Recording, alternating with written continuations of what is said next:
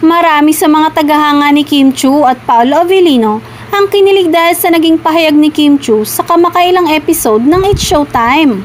Sa pagsisimula pa lamang ng It's Showtime, tampok na ng kanilang asaran si Kim Chiu.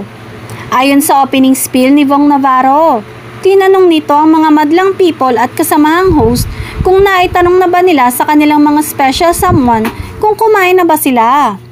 Hindi na tinapos ni Vong Navarro ang kanyang spiel at ipinasa niya ito kay Kim Chiu. Mahina namang sinabi ni Kim ang, "Hi, kain ka na." Kaagad namang nag-react ang It's Showtime family sa mga sinabi ni Kim Chiu kung saan tila kinikilig sila. Maging ang It's Showtime director ay nilagyan pa ng mga heart emojis ang paligid ni Kim Chiu.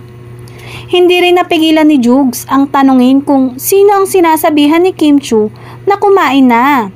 Hindi na ito sinagot ni Kim at ibinaling na lamang niya ang kanyang atensyon sa pagbabasa ng kanyang spiel upang matigil na ang panunokso sa kanya ng kanyang mga kasamahan. Marami naman sa mga fans ni na Kim Chiu at Paolo Avellino ang kinilig dahil tila nagkakamabutihan na umano ang dalawa. Bagamat wala namang sinasabi si Kim kung sino ang kanyang tinutukoy sa kanyang mensahe. Sa ngayon ay marami ang umaasa na magkakaroon ng relasyon sina Paolo at Kim, lalo na tila kumpirmado na ang hiwalayan ng aktor kay Janine Gutierrez.